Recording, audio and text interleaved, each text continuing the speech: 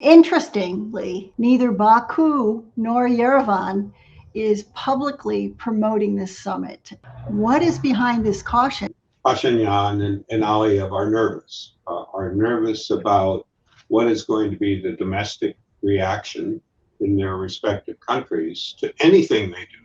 They are fearful of signing a peace agreement because neither one knows what happens the day after.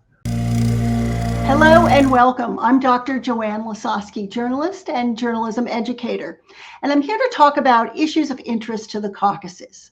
With me today is Ambassador Richard Kauzlarich. He served in U.S. embassies in Ethiopia, Israel, Togo, and Bosnia.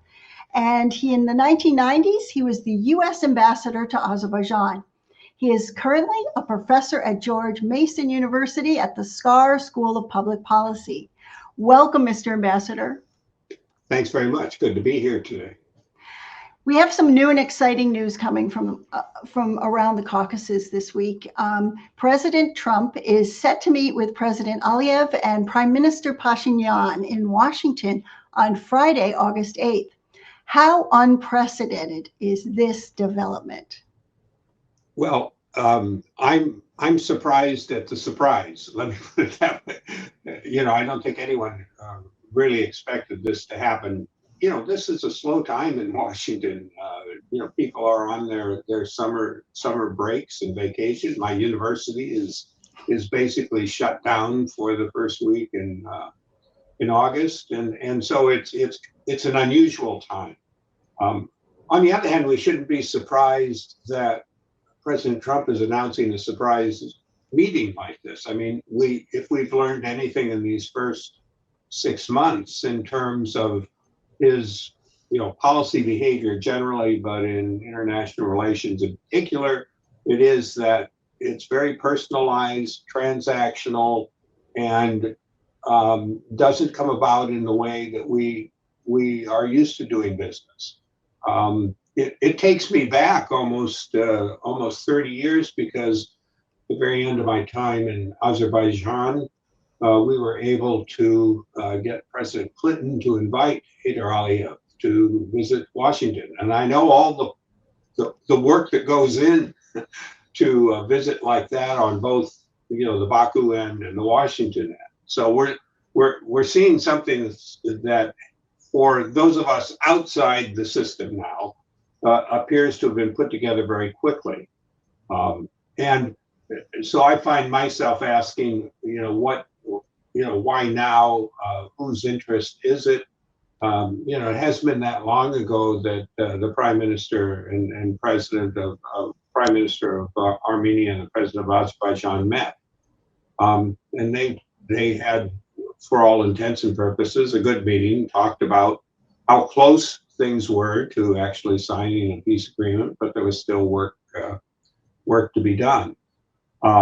So I'm wondering, and again, I'm just taking that piece of what is likely to be a broader discussion with both leaders, and asking myself, what's changed and what should we expect? So since all we can do is speculate, I'm going to speculate. And my speculation is, based on where we are, they're not going to sign the peace agreement. I don't think that's going to happen. I would like it to happen. I've been, talking about this for a while. But let's just get on with it, folks. if we're that close. They could initial an agreement. I mean, it's possible. There's been discussion, over the last few months about whether or not the leaders could initial an agreement and then, let negotiations take place to resolve the issues that would be necessary for signing the agreement. Or they could just issue a joint statement that is one that all three leaders would not sign on to, would issue, encouraging, rapid conclusion of the negotiations leading to a peace agreement. So, there are several several possibilities out there. Interestingly, as of the time of this recording, neither Baku nor Yerevan is publicly promoting this summit. Today, the Armenian foreign minister even said that, quote, they can neither confirm nor deny it. What is behind this caution? Is it a fear of political backlash? Are they afraid that President Trump is entirely too unpredictable to be able to make any previous judgments? Or are they just waiting to see if the meeting actually does materialize? Well, I suspect there's a bit of uneasiness on the part of any leader coming to Washington, not knowing what President Trump is going to say or do. I would not want, for example, to be the president of Switzerland, who is on an airplane now coming to the United States to talk about tariffs with President Trump. That is probably going to be a pretty exciting meeting and unpredictable.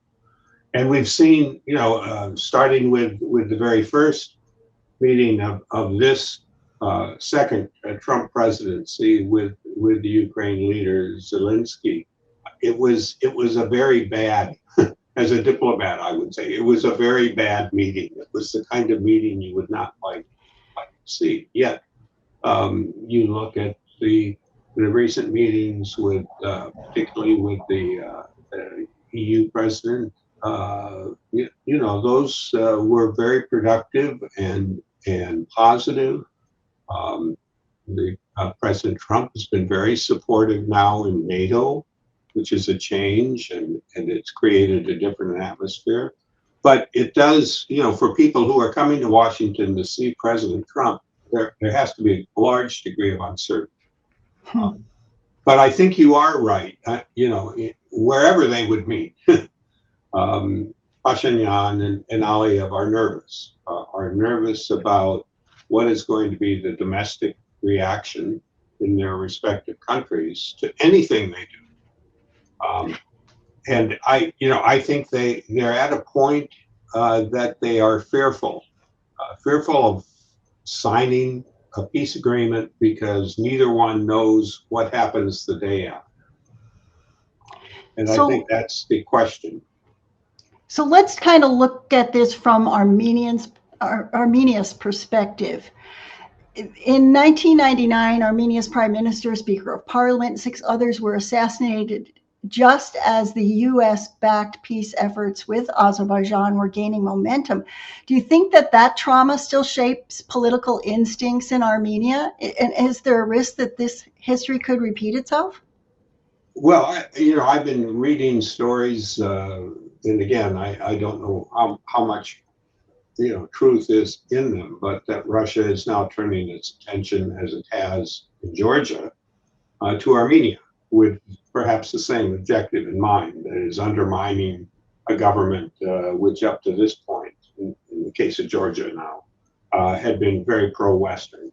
And Pashinyan has made no secret of his desire to be closer to the West. So I think the looming concern there for Armenia has to be how will Russia react? And that might, account for uneasiness. I think there's also a concern about what Iran might do. We haven't talked about what might be added of interest to Trump to this set of meetings. And I've seen the media more in the U.S. talking about a potential partnership in the Abraham Accords.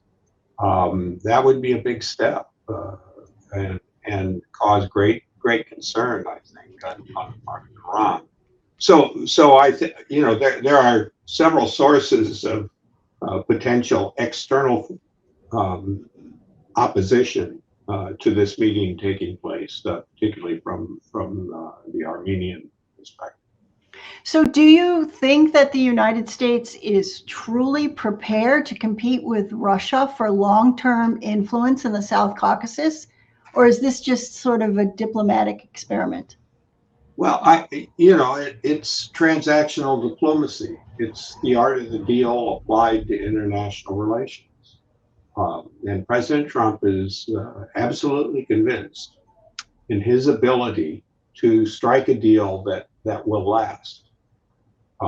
He's looking for an opportunity to take credit for resolving yet another conflict that he believes he's resolved in the first 6 months of his presidency. I think it also is a way of taking attention from the still to be realized successes in the Gaza war and in the Ukraine war that he promised he would resolve, within a matter of days being of coming into office. Those haven't happened, and so he has this lineup of successes that he refers to, whether it's in the Congo, Rwanda conflict, Ethiopia, Egypt, India, Pakistan, somehow Serbia, Kosovo has been brought into this, all of which he's taken credit for. Now we can, I'm not going to argue the point, but the fact of the matter is it is non-traditional diplomatic engagement based on a personal deal making, like you would buy real estate in New York City. Get people into a room and they say, yep, we've got a deal and that's it. Now what happens next? We all know if we've spent any time at all thinking about working in this area, that this is not something, this conflict, even if a peace agreement were signed, does not end the story. And that there's a lot of work that still has to be done for a peaceful relationship in this part of the world to be sustained. So, Mr. Ambassador, have you noticed, is there any European involvement in this negotiation, this peace process that we're talking about today, or is it entirely led by the U.S. and President Trump? Well, let's look at the people who aren't probably going to be there. Russia, Iran, Turkey, the EU, either collectively or individually. Will there be some announcement about the dissolution of the Minsk group? That would be something that at least President Aliyev wants very much. And I guess President Trump could unilaterally just pull the U.S. out of the Minsk group and be done with it. But it's very much aimed at keeping the spotlight on President Trump and his role is sitting there in the Oval Office with the two leaders and shaking hands and having a wide open press discussion that he would dominate, that will kind of set the stage for whatever is going to happen. There's growing anger in Azerbaijan over the treatment of its citizens in Russia, including recent deaths in custody. And at the same time, Russian propaganda media is intensifying its rhetoric, labeling Azerbaijan as an unfriendly state, accusing it of neo-Nazism and even drawing comparisons with Ukraine, suggesting it may be next. Some now fear this could escalate into military confrontation. And in your view, how real is that risk? Well, this is one thing that I've really tried to understand, because I would not have, if you would have asked me 6 months ago, what's the relation between Azerbaijan and Russia, I would have said it's close to an alliance. They signed this agreement just days before Russia invaded Ukraine. Aliyev went to Moscow, sat down with Putin. They had a lot of engagement at all kinds of levels between Azerbaijan and Russia, promoting Russian culture in Azerbaijan.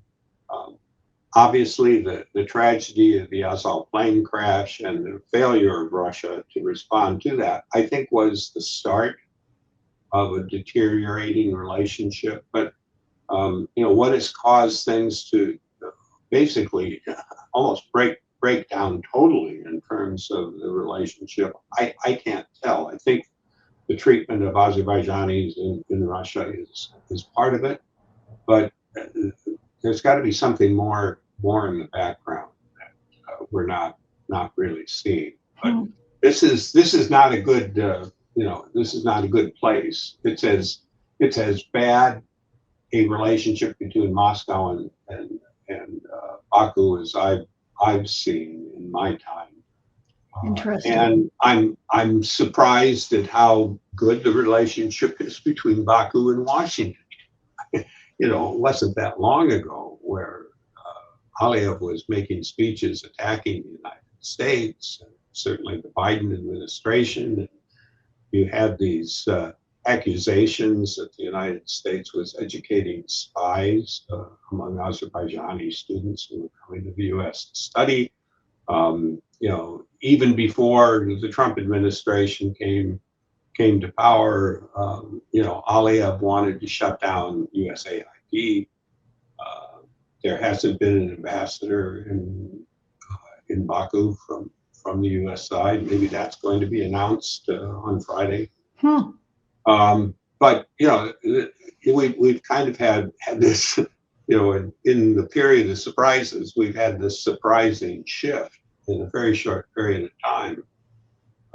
At least the public face of that relationship with Russia is really deteriorating.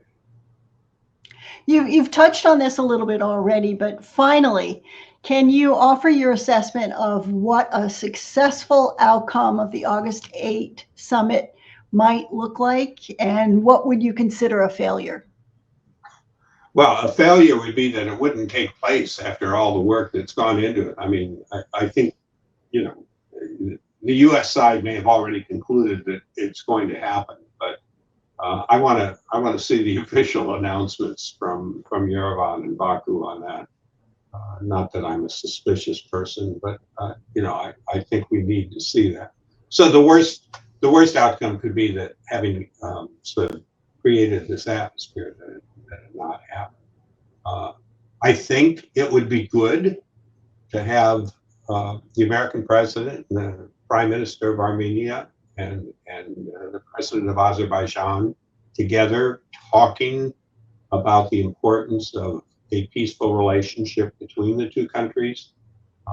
And if there was an opportunity to move that needle a little bit closer to actually signing a peace agreement, that would be great. Positive statements, initialing an agreement, recognizing that in terms of substance, these are not really steps that are going to result in peace, but it is a sign, an important sign that there's that commitment. Now, what the U.S. for me, August 8th is important, but it's what happens after, and what are the two leaders when they go back to their respective capitals do to continue the engagement. I hope they would move quickly to actually signing the peace agreement. It would be important to know what the United States intends to do, because this is not a process that is going to be self-sustaining. There has to be positive engagement of outside powers, and I think particularly now with Iran and Russia being in the position that they are, the United States, I would say Europe and Turkey as well, have to be seen as playing a positive role in, in a sense, protecting this beginning of a peace between Armenia and Azerbaijan, because there are going to be people in Moscow and Tehran who are not going to be pleased, even with a modest step because, you know, Putin and the people who are speaking on his behalf have made it very clear there cannot be peace without Russia. And I'm not a Russian expert, so I can't really speculate about what their reaction might be. But you know, if we do have something that's seen publicly as a positive outcome for which President Trump can take credit, I think that's going to require a little bit of support in the, you know, as I say, the day after the agreement to figure out exactly how to sustain